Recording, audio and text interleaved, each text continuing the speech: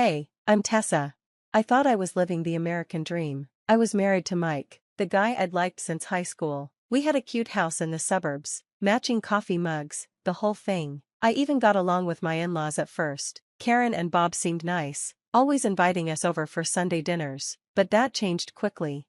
It started small, with Karen making little comments about my cooking. "Oh, Tessa, is this how you usually make pot roast?" she'd say. I thought she was just being a typical mother-in-law, but things got worse. Bob started questioning every decision Mike and I made, like suggesting Mike should work at his company instead of his current job. I tried to ignore it, thinking it was just normal in-law stuff, but I felt something was off.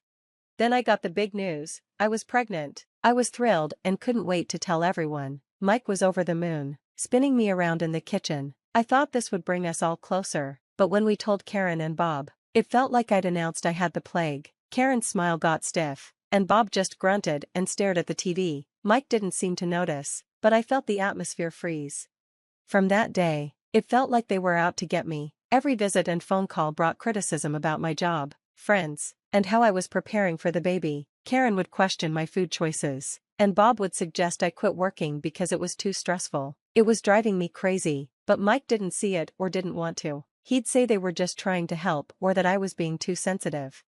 Things reached a breaking point at my baby shower, which Karen had insisted on hosting. When I walked in, it felt like I had crashed someone else's party. None of my friends were there, just Karen's bridge club and some distant relatives. "Surprise, dear, we thought this would be more appropriate," they said.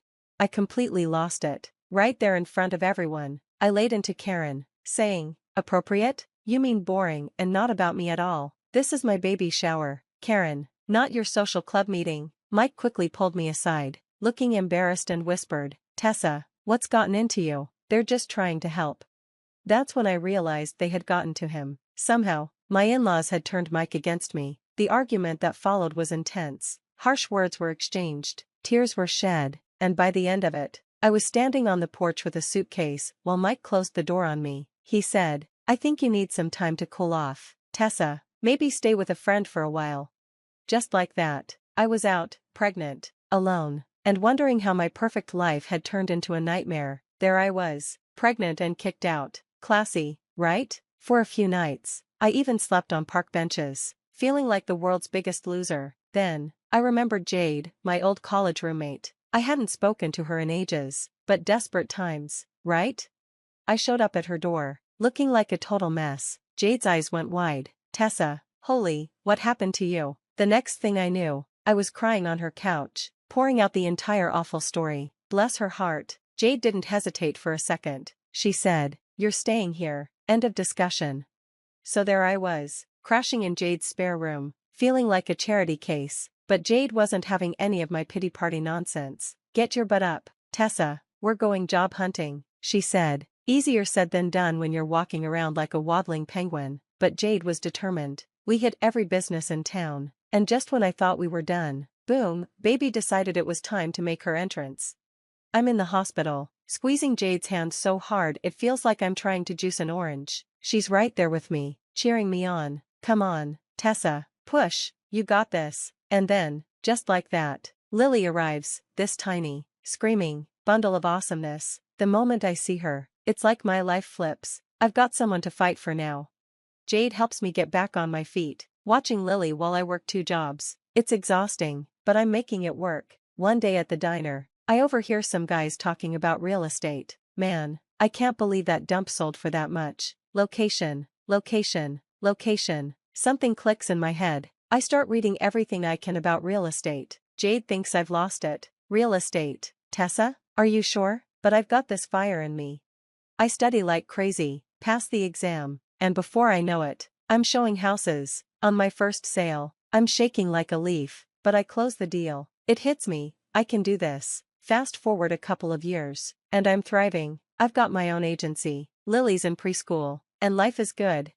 Then one night, I'm at a fancy industry dinner, chatting with some big shots, when I overhear something. "Yeah, old Bob's in trouble. Heard they might lose the house." My ears perk up. "Bob who?" I ask, trying to play it cool. "Bob Thompson. He used to be a big deal, but now he's drowning in debt. Shame about the house, it's a real beauty."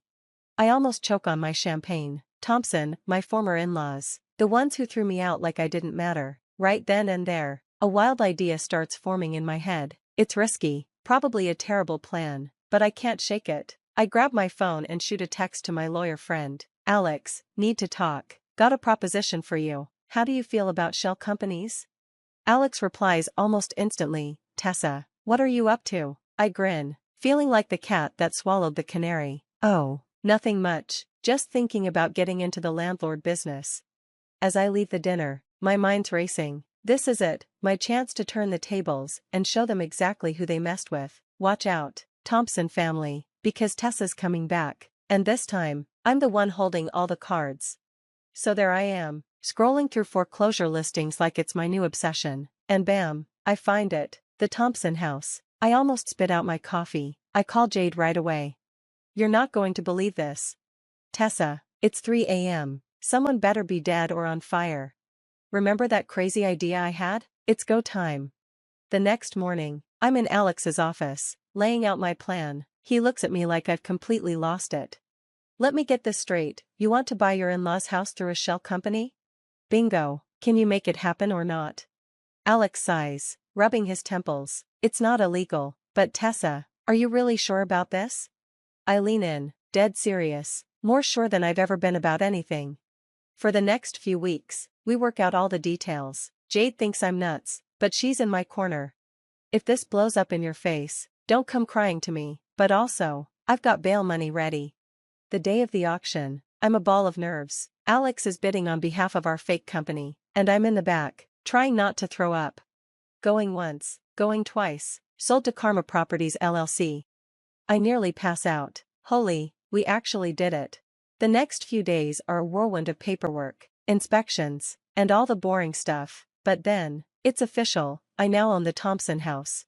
Jade's helping me prepare for the big reveal. She gives me a look and asks, you sure you want to do this, Tessa? It's not too late to back out. I look at myself in the mirror, power suit on, hair done, makeup perfect, war paint. I think with a grin, oh, I'm sure about this. It's time they learned who they're dealing with. I grab my briefcase, feeling like a boss. Inside, I've got the new lease agreement, terms so tight it'd make a loan shark blush.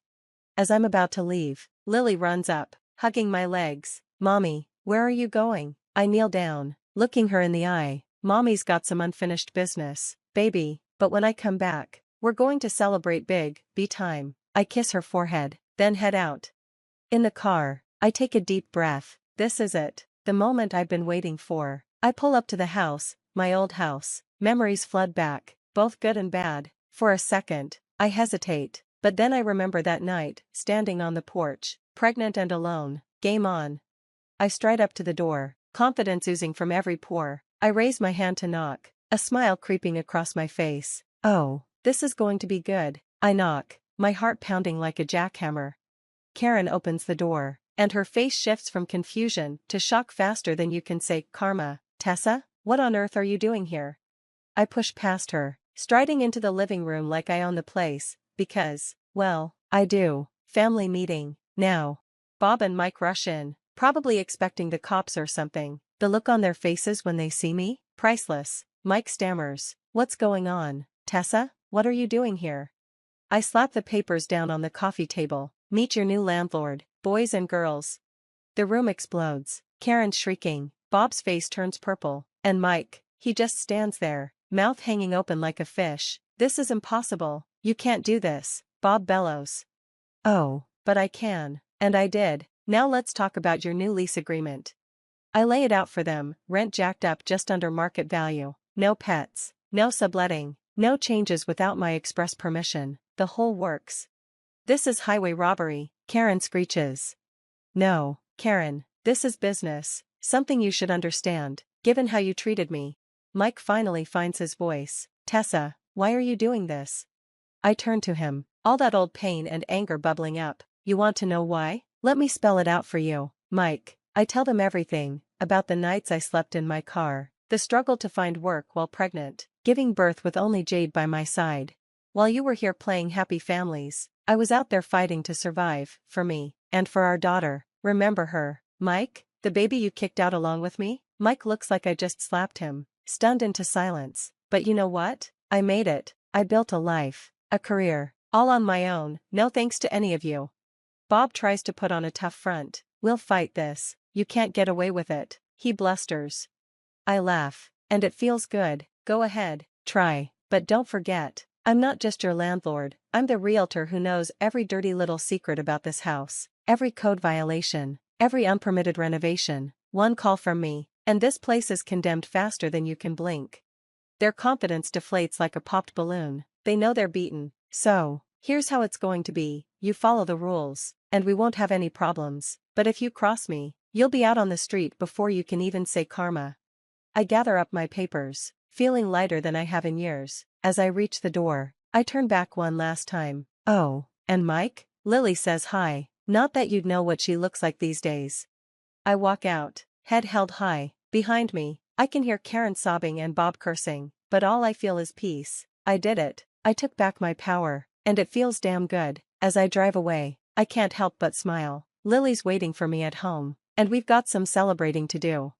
Life's funny sometimes. They thought they were ruining me, but in the end, they made me stronger than ever. Watch out, world, Tessa's back, and she's taking no prisoners. Now, here's a question for you. Was Tessa justified in buying her in-laws' house and imposing those harsh rental terms? Or did she take it too far in her quest for revenge? After all, they kicked her out while she was pregnant, but she also separated a father from his child. Where's the line between justice and vengeance, and did Tessa cross it? Drop your thoughts in the comments. I'm really curious to hear what you think, and if this story fired you up, hit that like button and subscribe for more tales of revenge and justice. You won't want to miss what's coming next.